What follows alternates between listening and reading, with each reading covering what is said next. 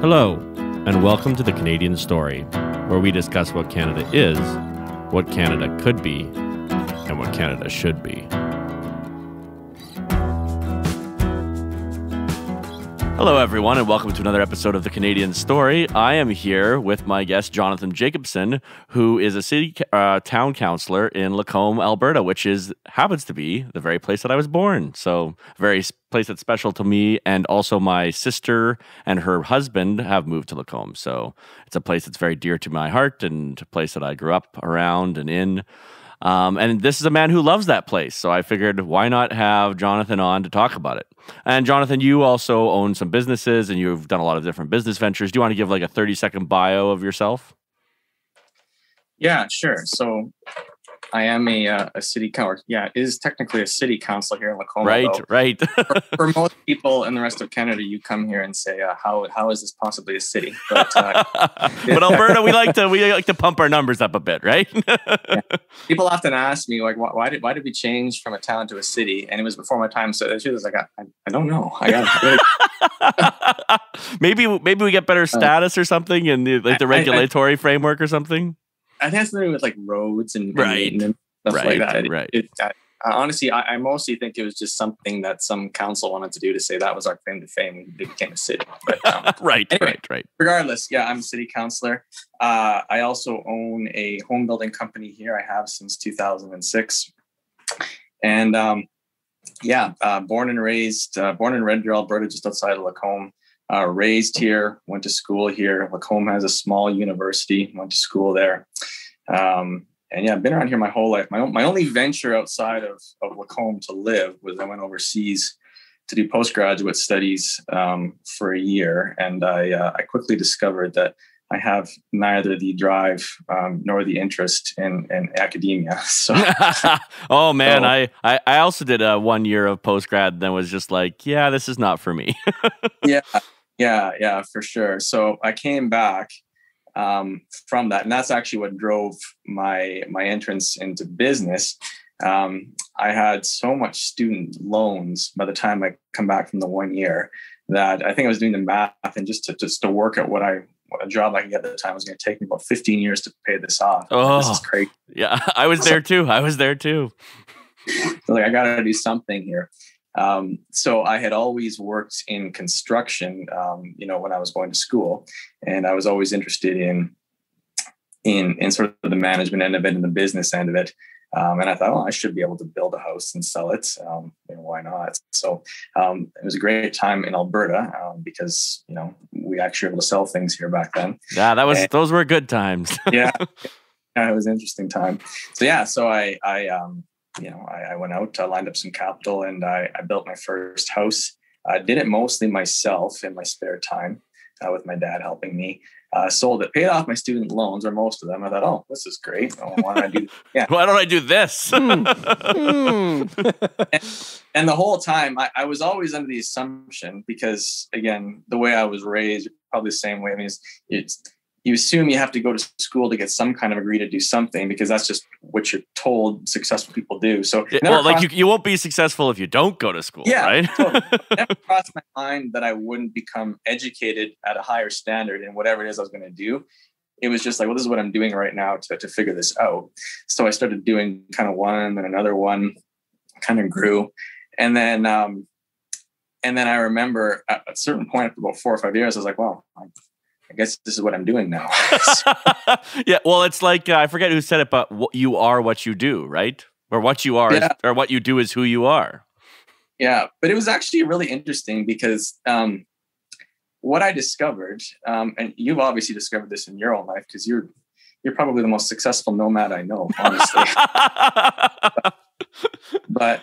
But what you discover is that if you have this sort of goal you want to end up in, and I don't necessarily mean like a position, but just like a place in life, what I discovered is that success is really almost kind of like a plateau you reach. And there are many ladders to climb to get to that plateau. And the mistake most people make is they get, halfway up the ladder, a few rungs up the ladder, or even like almost up the ladder, and they're like, oh God, I hate this. Like, this is not what I wanted to do in life, and they see someone else on another line, they jump off and they start at the bottom. And they go do the other thing. Yes. Yeah. Yes. kind of constantly like hopping ladders, right? When in actuality, if you just climb your ladder, whichever ladder you happen to be on, what you find is the higher up you get the ladder, and you get to one plateau and then you get to another plateau, it's all kind of the same thing, actually. And the opportunities that you thought you were going to get, doing a certain type of career or a certain type of whatever, they are actually available in almost every strand of life, actually. Yeah, it's an abundance mindset, right? Abundance. Like there's an abundance of possibility and potential and opportunity out there.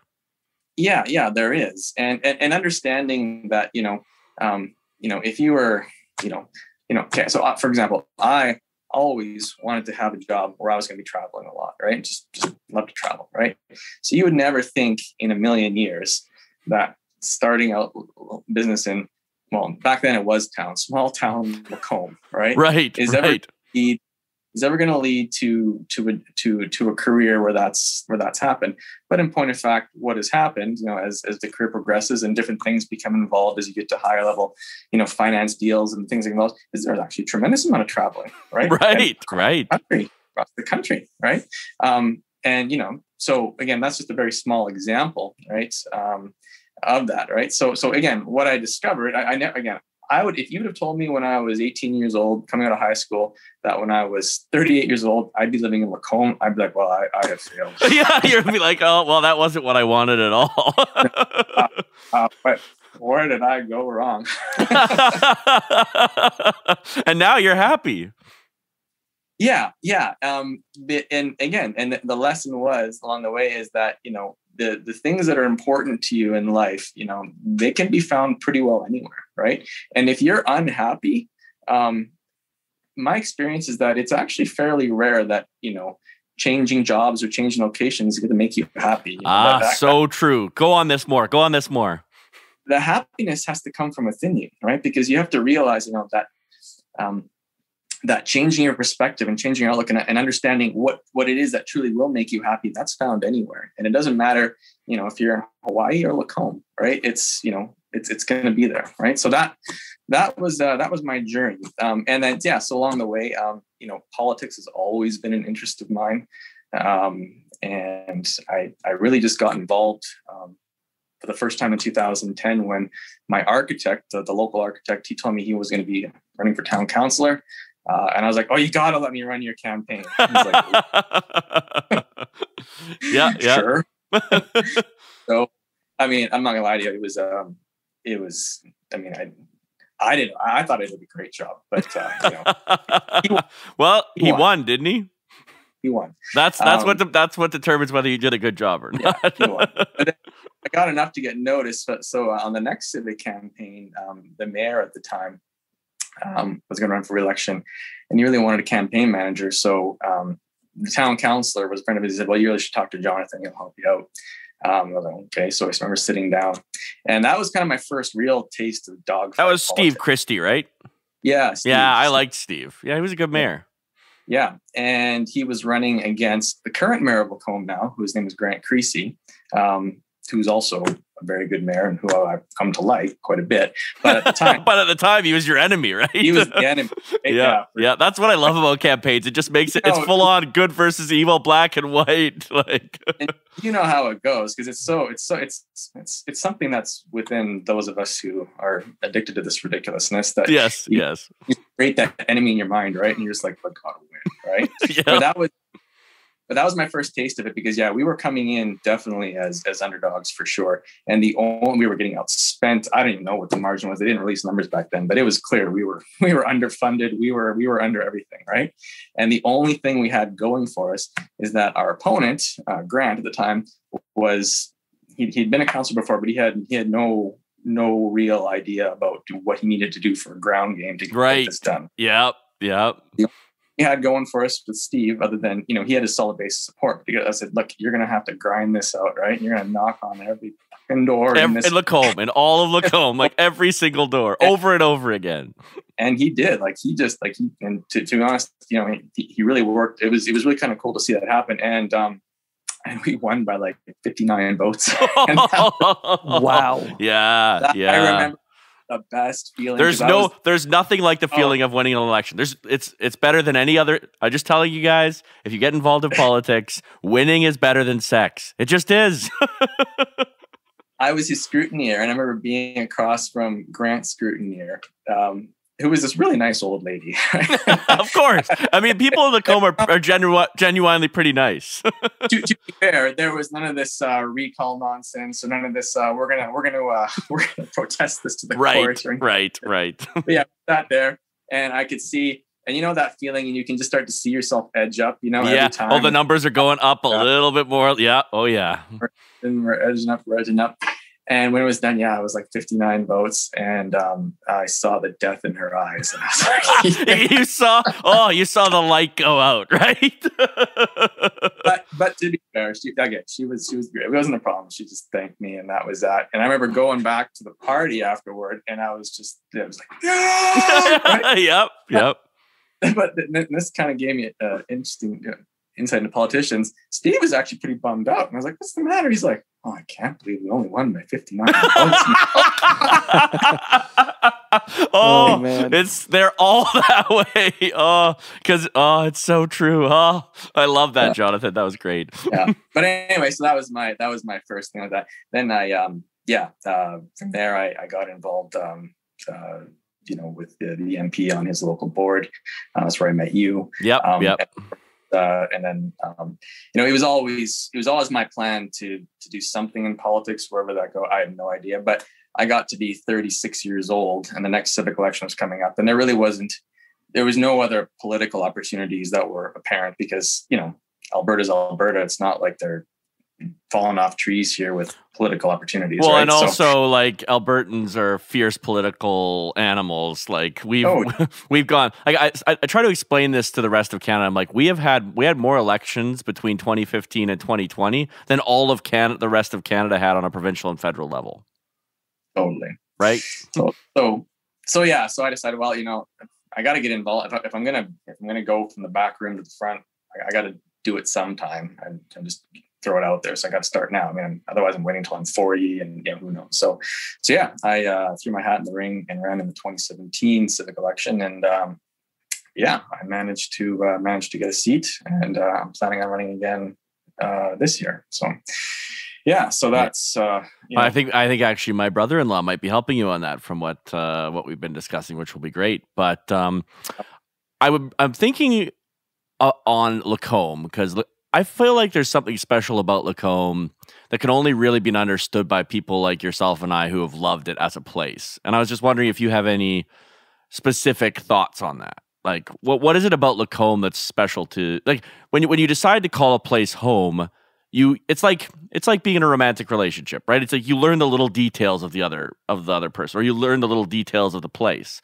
What are the little details of Lacombe that you just kind of warm your heart, let's say? Well, that's an interesting question. It's a complex one. There's layers. Yeah, it's a complex one.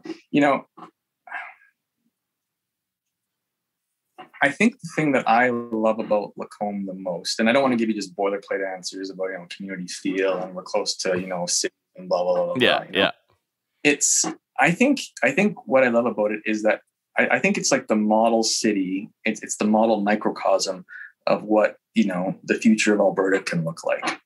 And I want to talk about outside of the obvious sort of specters of Calgary and Edmonton, which are their own thing, right? We're in a stage in Alberta right now. We're really grappling with what is the future, right? I mean, we should be anyway. Well, if we're not, then we're really fucking up. And I'm truly of the opinion that Albertans for many years had a certain level of hubris that was very much justified by the fact that we had the third largest reserves of what was, the most in-demand commodity of the world, right? Yeah. And, and I don't want to get into that because you've had much more intelligent people with much more understanding talk about that in depth on your podcast, and I think it's wonderful to hear it.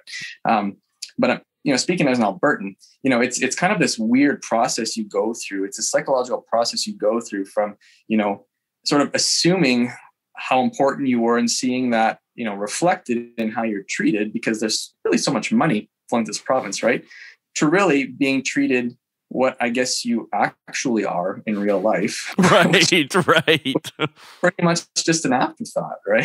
Hey, Ontarians don't really think about Alberta very much at all, right, No, Zach? no. Hey, I'm a changed man. You're getting better. I'm a changed man. Yeah. And of course that generates a tremendous amount of anger and all that kind of stuff. But again, what I'm more interested in, okay, well, that just clearly is what it is, right? So what is the future of Alberta then, right? And of course there's a lot of interesting discussions about, where it could go. But I think, what Albertan communities, and if you're from here, there's a lot of communities like the Drayton Valleys and the Hardesties of the world that are extraordinarily boom bust energy driven, right? And if you were to drive through Lacombe, and then you were to go drive through a Drayton Valley or a Rocky Mountain House or something like that, it would feel almost like you were in two different countries. It's true. It's true. The English is the same. But Lacombe has never ever historically been. Lacombe has never been able to take too much advantage of the boom when it was happening. If you look at the communities around us, like Black Falls and Sylvan Lake, they just skyrocketed, right? Lacombe kept on going at its 2%. And then historically, when it's busted, it just kind of keeps going at 2%, Well, why is that? So Lacombe has an extraordinarily diversified economy for a city its size. Right. Yeah, true. It has a hospital. It has a university. It's got pretty big government institutions working there. It's got a federal research station filming there. It's got AFSC, which is a big provincial corporation. Yeah, the farm. What's the farm right there, right? Federal research station. There's a huge I don't know which bureaucracy it's related to. Some Agriculture Canada. Yeah, probably ag. Yeah, probably. Yeah. They bump into PhDs and guys who work for that all the time, right? So it's got big government money coming into it. It's got university money coming in. There's professors that work there, right? Now, is it a big it's not. I don't think there's any research at the university. Well, maybe, who knows? Maybe somebody's got a grant. They're writing papers or something. Yeah.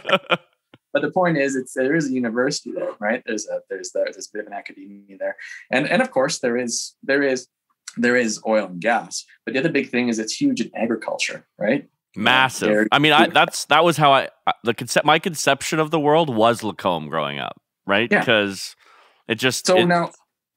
Oh, go ahead, Dave. Sorry. No. I was just going to say that's exactly right. I thought that everywhere was so pleasant and wonderful. Mm-hmm. So, when you think about, and again, you lived it and I did too. You think about, what we went through in Alberta with this massive influx of capital for 15 years. And let's be honest, if we were to go back and do it all over again, we probably would take the Norwegian model in some capacity. Yes, we would. We would, for sure we would. Out, because this is creating a lot of problems. But you look at what is sustainable for Alberta over the next 10, 15, 20 years, because let's be honest, the only real growth we're going to get to reinflate our bubble here is just natural population growth. There might be some little thing. They talk about the burgeoning tech sector of Calgary, but let's be honest, it ain't replacing Silicon Valley. No. Yeah. So the only growth we're going to get to reinflate this sort of mushy bubble we've gotten that's been deflated is just natural population growth, right? So what does that look like? And to me, that's what I'm saying. Lacombe is just, a model city for that. It's, obviously people need food, agriculture, right? Yeah. Obviously people want to be educated, going to school, right? I guess you never know. Governments could pull out their institutions. Those are usually pretty stable, right? Yeah.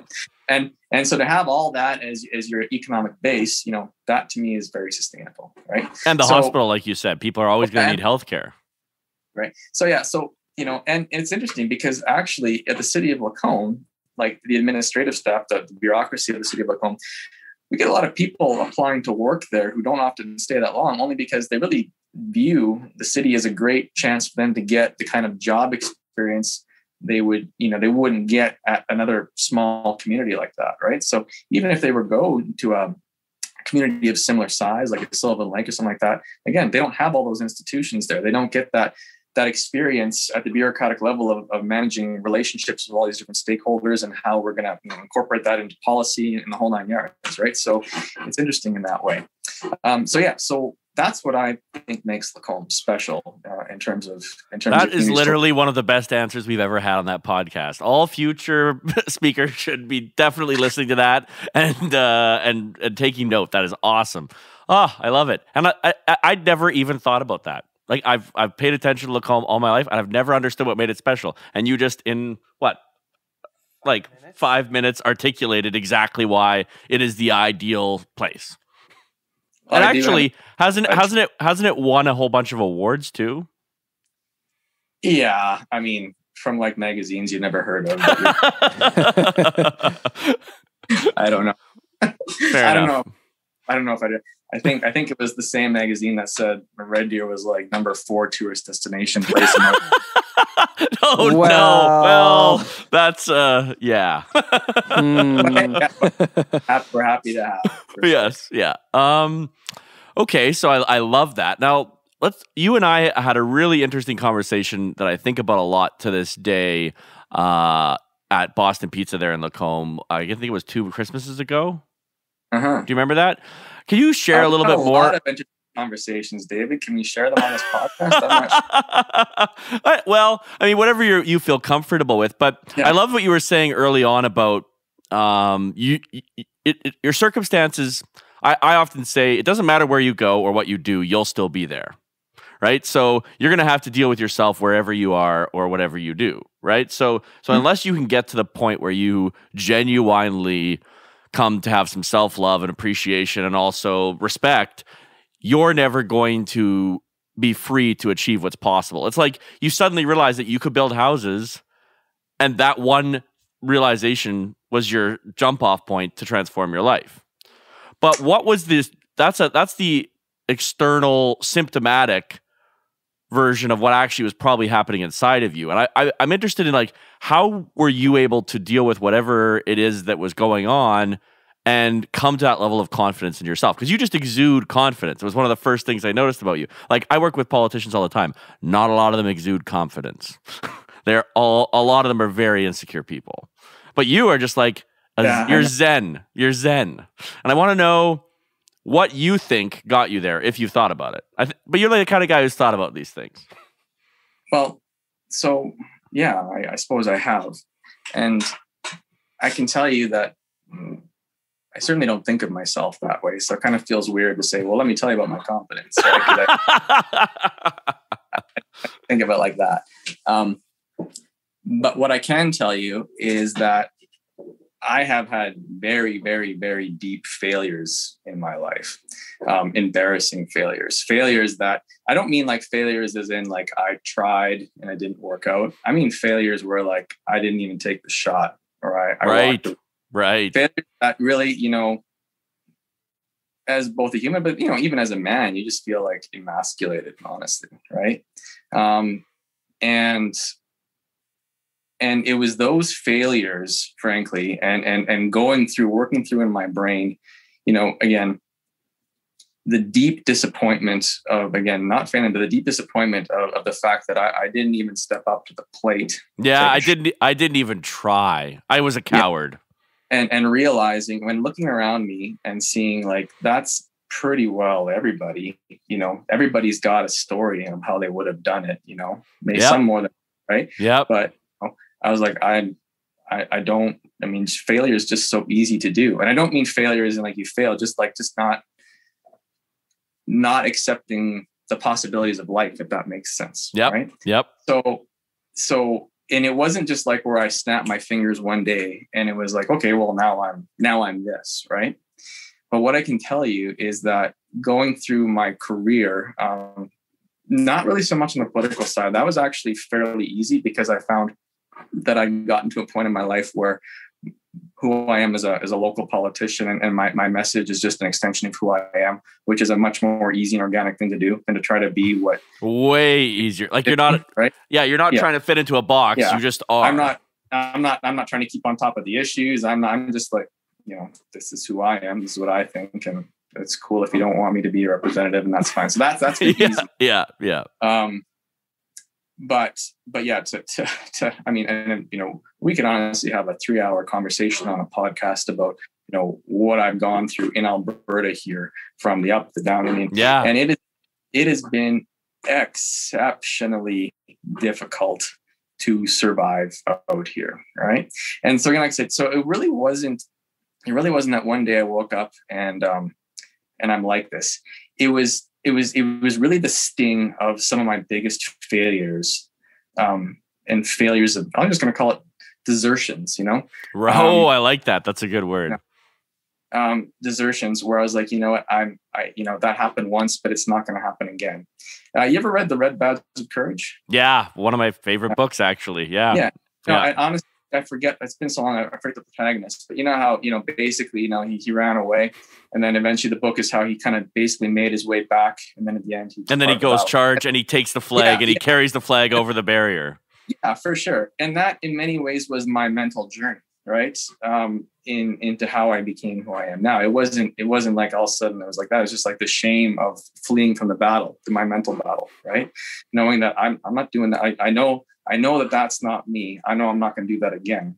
And then as things would come at me, and like, it's been horrific things, I would just remind myself, I'm not doing that again, right? And I would just go through these scenarios, go through crazy scenarios where, like, yeah, whatever, crazy scenarios that, if most people would just say, or most intelligent people say, this is stupid, just stop, right? Yes. And just like, no, I'm just gonna keep grinding and pushing forward. And you'll learn so much about yourself when you force yourself to suffer to get something you want, right? Yes. And you don't, right? And when you look it in the eye, when you're in the storm and you say, I'm going to face the storm. I don't know where this boat's going, but I'm going to face it, right?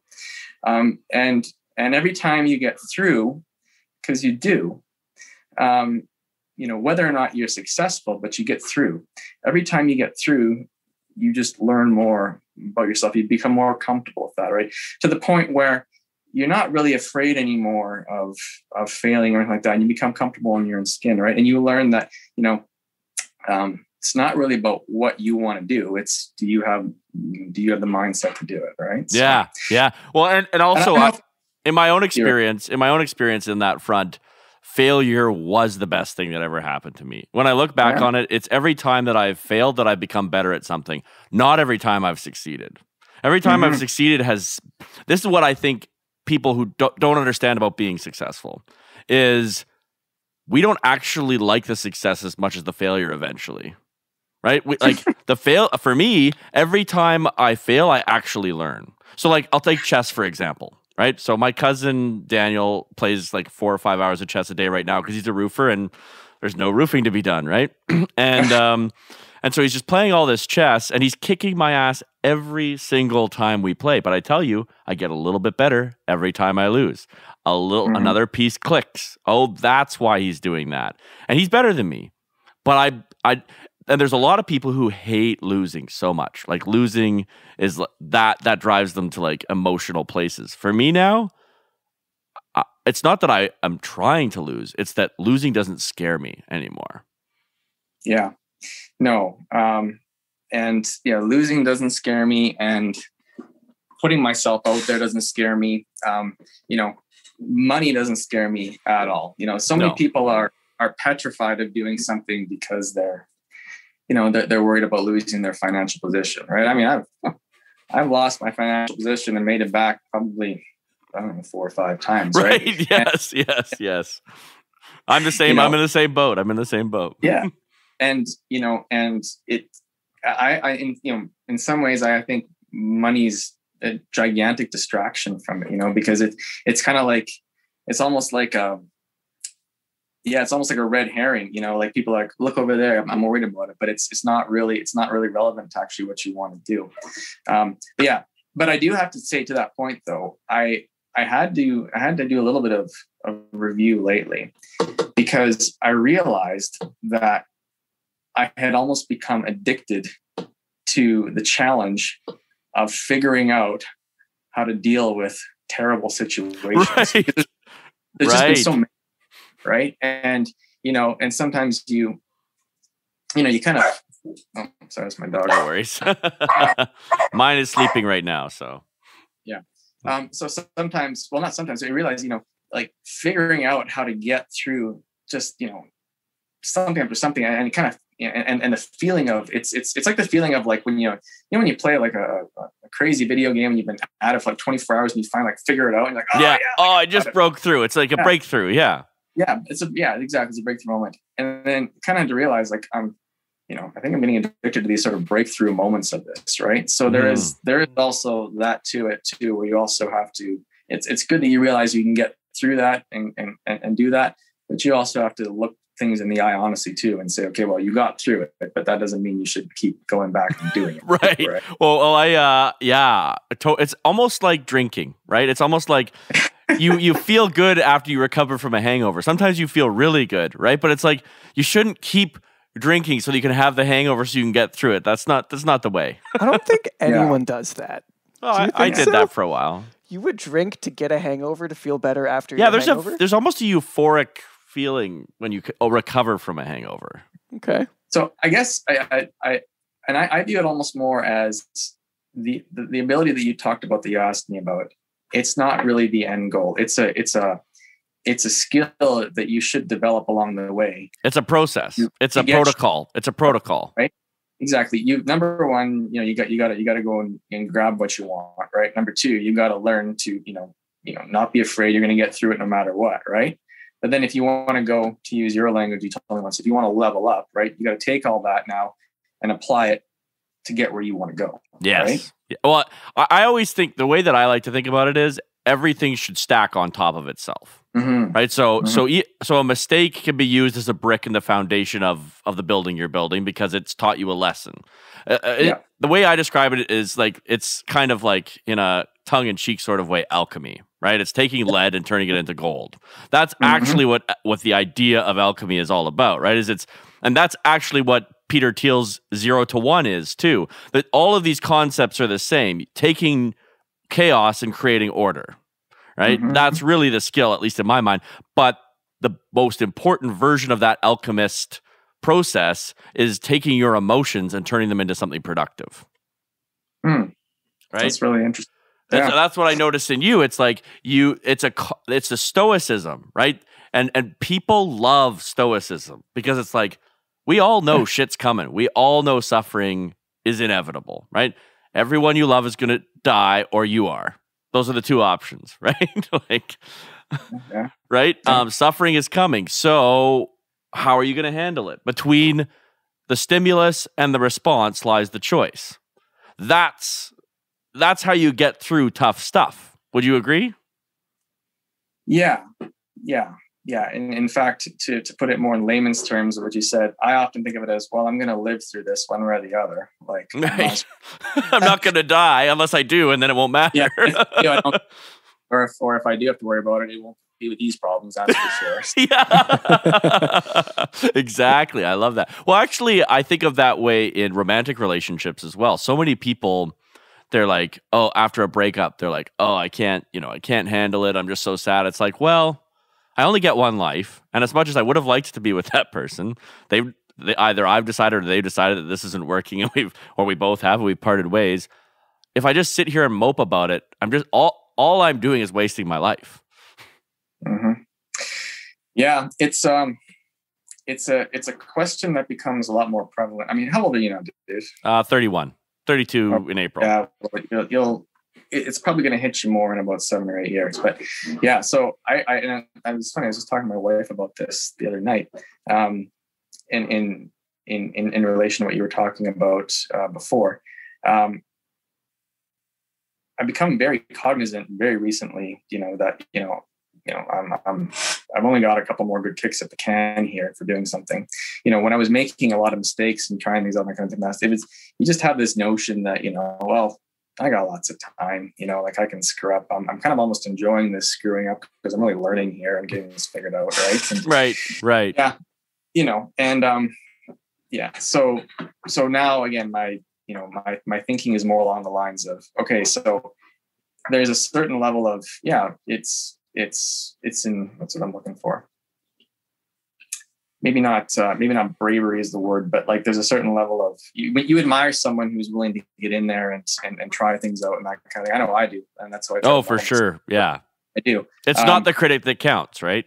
Yeah, but also, kind of like you said, you got to break out of that. You got to break out of that and get to your next level. Right? You got to level up. Yeah, we all know people who just consistently, stay there for the rest of their life, right? So yeah. No, that's yeah. Well, I think of it this way. The way that I would the terminology I would use is there's kind of 4 phases of the human life, right? There's childhood, adolescence, adulthood, elderhood, right? And I see the transition from I'm going to try all kinds of things, an adventurer, explorer, to, or the other way that it's described often is boy, warrior, king, sage, yeah, right? So it's like these are the natural seasons of the human life, right? And the transition from warrior is you're not going to the front lines anymore. I mean, you might sometimes, but you're not going there just to like battle it out and see if you survive. You have survived, so now it's time to take your kingship and build. Yeah, that's a really good way of putting it. I think I'd like to just be a sage permanently. You got to earn it, man. You got to earn it. You got to earn that. Yeah, my phrase with Dan Latham, my cousin who comes on the podcast on our Lexicon of Labor, one of the things that we often say to one another is competence breeds confidence. And I guess what I would add to that is from what you've just said that I just came to me while you were saying it is mistakes breed competence if you learn from them. Yeah. And I think this is almost more a function of your personality than anything. Everybody's got different ways of getting there to that competence level. Some people would look at my path and say that's fucking crazy, and honestly, it is fucking crazy. Right. It's infinitely more expensive than just going to like the best university and getting the best degree you possibly could. Right. Yeah. Like you said, you've made and lost more money than most people see in a lifetime, right? Earning for free for 5 years for sure. But yeah, you're absolutely right about that competence part, and I really think, again, how you get there, that's just your call, that's your journey. Your journey. Yeah, I agree. For me, again, it was never going to be the traditional route. I'm a heterodox person by nature. Even if the established routes are the best routes, I would have never done it, because while traveling that, I would be constantly thinking, oh, I could have done this better. Even if, as my experience has shown, it's mostly not true, right? But that's just who you are, and you know that's who you are, right? But I know to my satisfaction, no, that definitely does not work. And to put that really in a common phrase, some of us have to learn from our mistakes. Like some of us just have to make the mistakes to learn. It's just how it is. Yeah, you bet. I'll let you make all the mistakes and just learn from you. That's Zach's way. Well, that's the smart way. So, going back to, I liked what you were saying about the future of Alberta, and I'd like you to talk a little bit more about that, and how Lacombe can be an example to Alberta. Yeah, it's tough. It's tough times here. It's and I preface this by saying, I'm never in my life would I have ever considered myself someone who even has separatist thoughts, let alone couch a discussion about it. Right? Yep. I'm I'm very proud Canadian. Dave and I was joking. I'm the red Tory in the room. I could have just easily been a blue liberal. Oh, easily. Yes. If I was in Paul Martin's writing in the 1990s, I'm pretty sure Paul Martin would be considered these days. But, I think he probably is. Yeah. But I am not ideological at all. I'm very heterodox. I'm none of that, right? And it's tough to be an Albertan these days, because you don't know what the hell is going on. It's tough to see a future. And it's even tougher because, you're not getting truthful answers from really anybody in charge, right? And I say this as a member of the Conservative Party, right? One of the things that really frustrates me about any kind of a leadership and any leadership in general, is when you're not getting honest answers about the issues from whoever's in charge. You've got a real, obviously real passion for space, passion for future of energy, all that kind of thing. And, I always find it, I remember finding it so refreshing to hear, for the first time, Elon Musk being interviewed. And I've never heard this guy before, right? Oh, it's so good. And he's clearly like a robot from another planet, right? Like oh yeah, he can't, he's not one of us. He's not human. Not one of us for sure. And and there's not a hint of anything in his answers other than like he just asked a question. You can see it's like kind of in his brain. He's just like, this is the answer. Yeah. That is something about Elon Musk that I noticed when he was on the Joe Rogan podcast. He takes longer to answer questions than anyone else I've watched be interviewed. The only other person that's because he thinks it through. The only other person who reminds me of that, and obviously not in the same brain category. My very first boss was like that. He was this weird, and they must be the same personality type, because you would ask him anything, like he would just be like, whatever on the job site. There's my first year boss, and he would just pause because the most mundane question that was asked of him, he's actually like calculating in his brain and like giving you an answer. Whereas most of us sort of instinctively spit out whatever. Yeah. Whatever, right? The same thing. So I remember hearing him being interviewed, and by the way, as a side note, don't you find it really weird that whenever he's interviewed, almost everybody eventually asks him if he believes in God or something about death? I think it's because they see like our sage. Tell us what's going on. No. I honestly don't. It doesn't surprise me at all, because he is essentially the leader of a gigantic religion. The thing is, it's the religion of science. He's the Pope of the religion of science, right? I almost feel, the very first time I saw him do a short form interview. It was like Vox on HBO, right? And there's these guys are just interviewing about something to do with Tesla, right? And at the very end, it was totally not related to the interview at all. And then it's like, do you believe in God? Because if you do, then I'm going to have to rethink my whole life. You totally tell that the interviewer was just like, can you please either like affirm or deny my whole reason for living? I need your affirmation. just tell me if it's all going to be okay. Wow, that is a great insight. I've never thought of it, and you're so right. I mean, it's like Joe Rogan even. Normally, Joe Rogan will kind of go back and forth with someone. When Elon's in the room, it's all just admiration. It's just gushing admiration. He just shuts up and listens. Yeah, he just shuts up and listens. Yeah. And it's got this air of like, let's ask the oracle, Like, what do you think? Well, he is the sage. Yeah, he is. Yeah.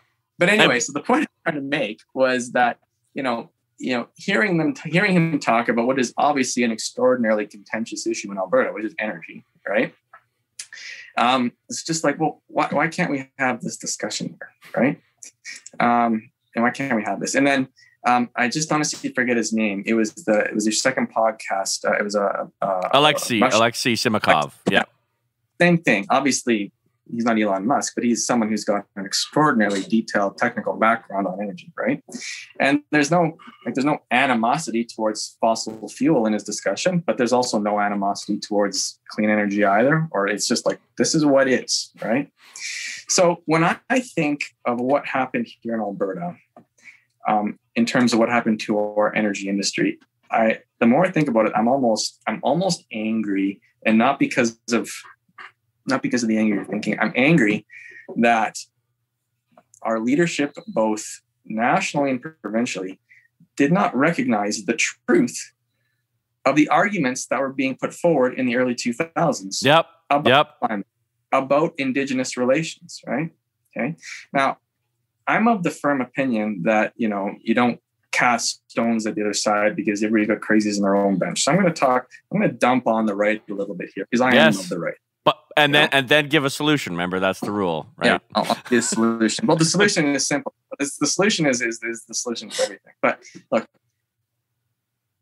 everything evil that comes in life, in my experience, you can trace it back to one simple thing: dishonesty. Okay, you can set it back to just at somewhere along the decision chain of whatever evil thing happened, bad thing they knew, somebody was not honest about what was going on, and somebody made decisions based on what they knew to be patently incorrect, right? Yeah. And we could spend forever going through everything, and I guarantee you, we could at some point we could trace back. Oh yeah, that was wrong. Shouldn't have done that. Yep. They knew that wasn't true, and that's why Chernobyl is such a great. Have you Sharon?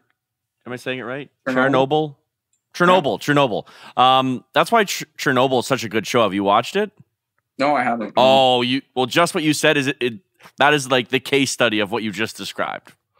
Yeah, and you can apply that to like physical, mechanical things like this, like I'm talking about. You can apply it to like philosophical things, apply it to anything. But at some point, somewhere along the way, if something bad is happening, I guarantee you can trace it back to dishonesty.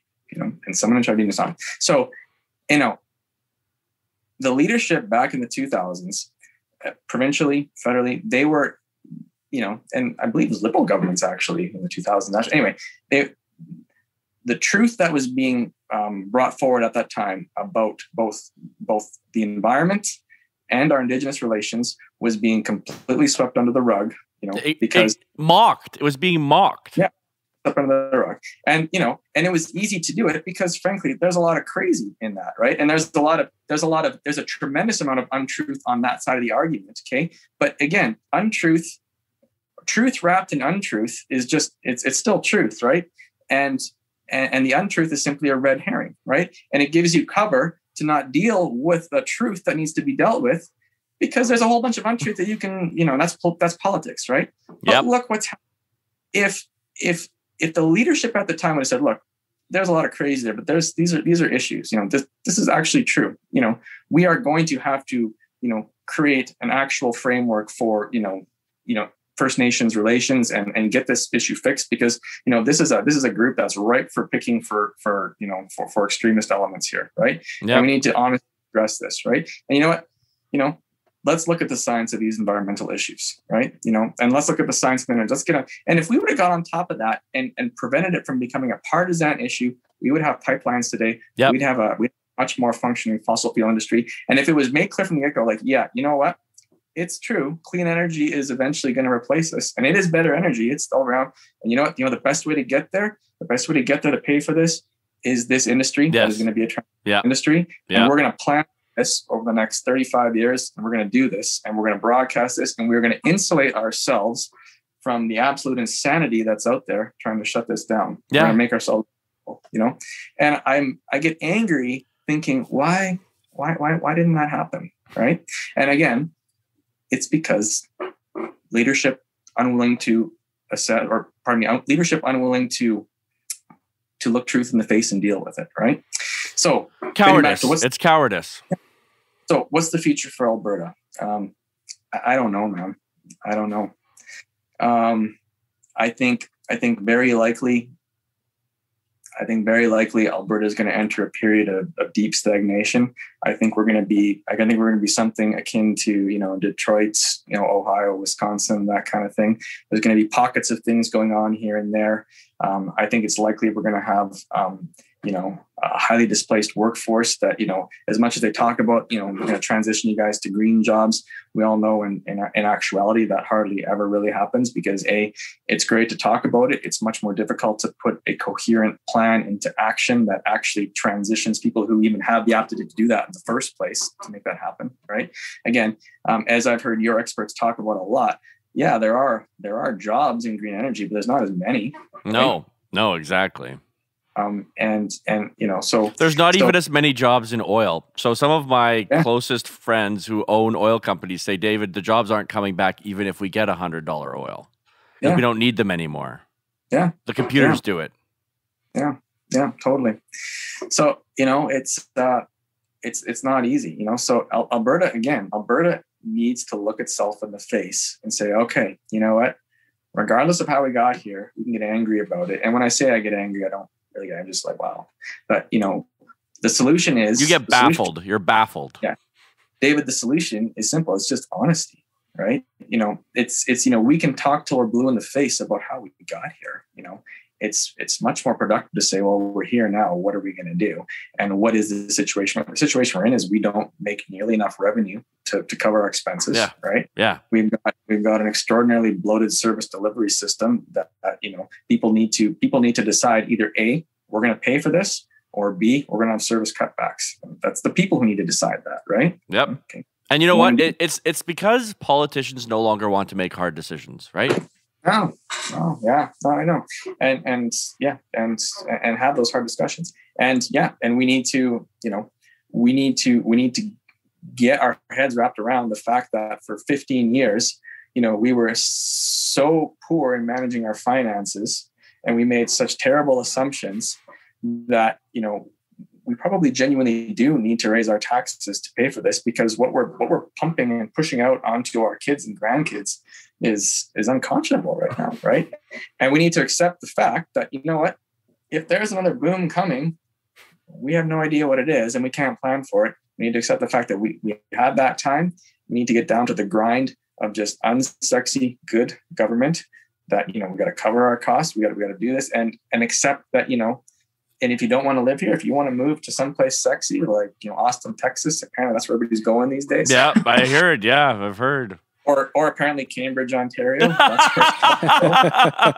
We're booming. It's a boom. It's boom town. Did you know, Jonathan, did you know my parents met here? No. I didn't know that. They met in Cambridge, yeah. Full circle, hey? Full circle. Coming back to where I was just literally a twinkle in my father's eye. No. He's here to meet his wife. Georgia. Yeah, and it's funny because that's kind of actually a microcosm of what my re-election campaign is going to be. And my campaign is going to be, look, I got nothing for you other than, well, I don't want to use Winston Churchill's blood, sweat, and tears. Look, this is not the time for crazy ideas. This is not the time for spend. This is the time to just batten down the hatch. Keep everything neat, tidy, and efficient, and wait to see what happens. This is the time to tighten your belts. Look suffering in the face and say, what do humans do? We innovate. Exactly.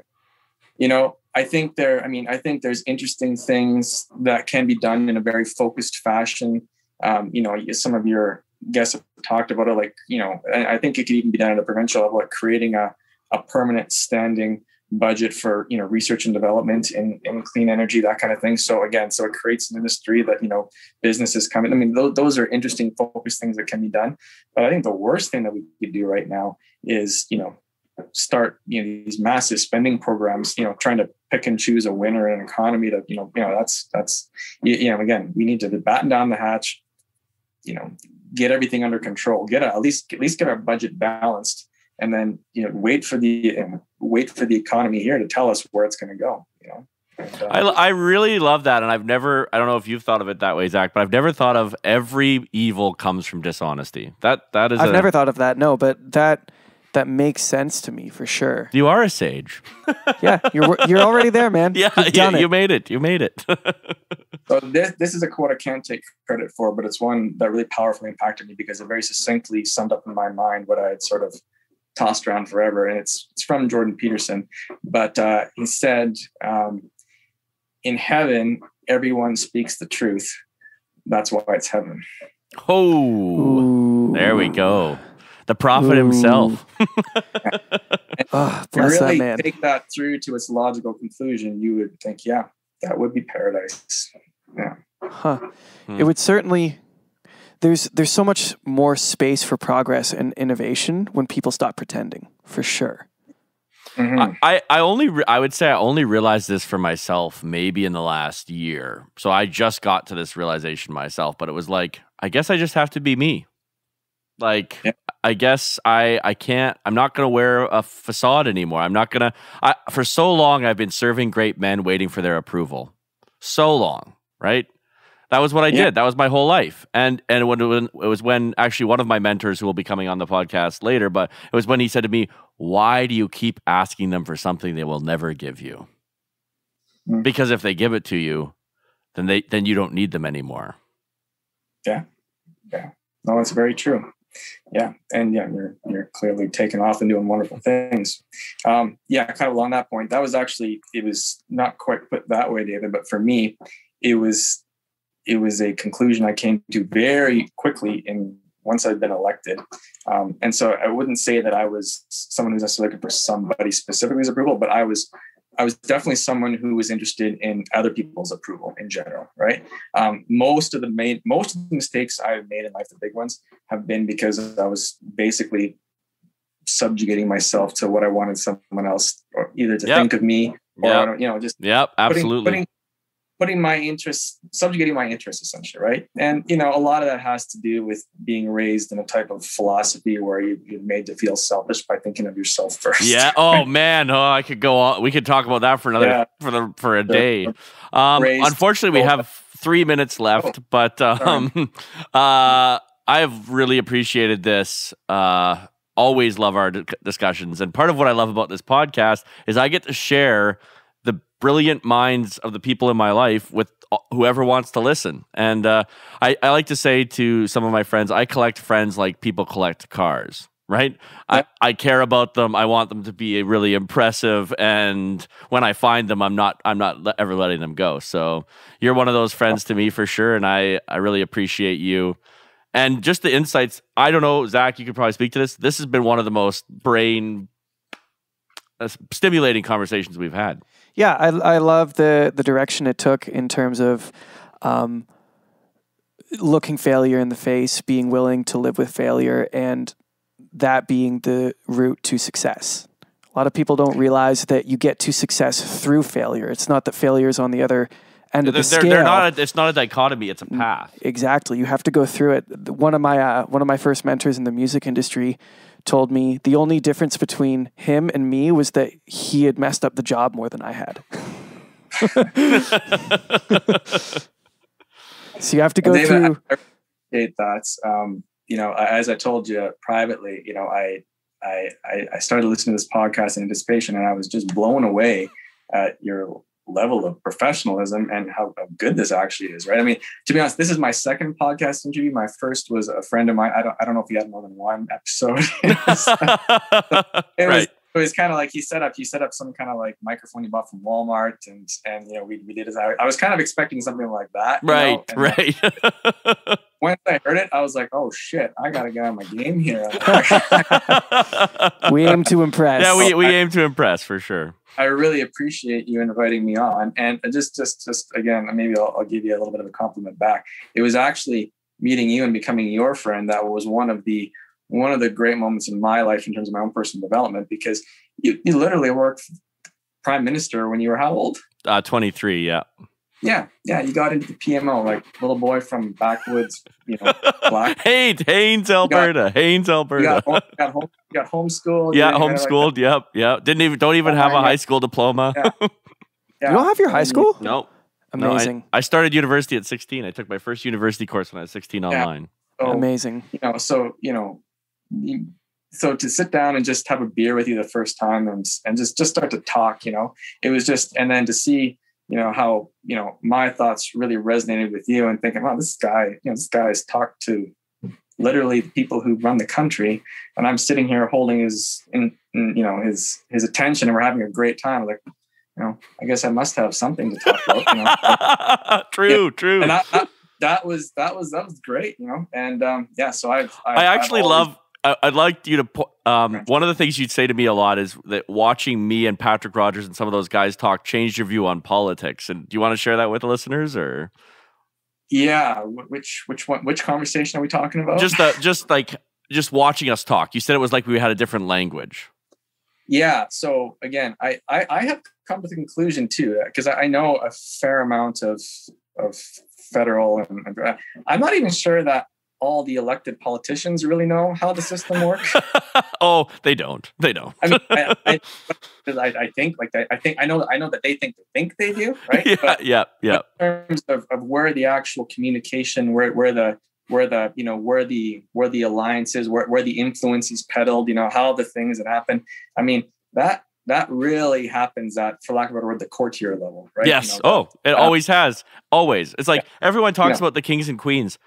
They're the symbol. And I forget your friend, his name, because you had so many of them, I couldn't keep them all straight. Patrick Rogers. I remember again, same thing where he basically crystallized what I had sort of sort of seen was that he said, yeah, in Ottawa, and I would imagine the same in Edmonton too, you know, there really is only about 4 or 5 people who actually have any power at any given time, you know. And he kind of listed them all off, and he's like, you know, the rest of it is just all show, right? Yeah, and exactly. And you know, we're all pawns in that game, kind of thing, right? And then just seeing you guys, you know, obviously rehash old war stories, but then just your discussion about it. You know, like I said, to be honest, I told someone, I said, I got to peek into the dark underbelly of how this really works. The scary thing is that if in a different walk, I could have been like right in there. Oh, it's got its good points and its bad points, I'd say. Anyway, I really appreciated having you on here. Thank you so much. And let's grab a beer when I get back home. Absolutely, man. All right. Talk to you soon. Thank you, Jonathan. Thank you for listening to The Canadian Story. You can find us on Instagram and Twitter at The CAD Story. That's The CAD Story. If you enjoy this podcast, please share it with your friends and family. Let's work together to remind Canadians how great their country is.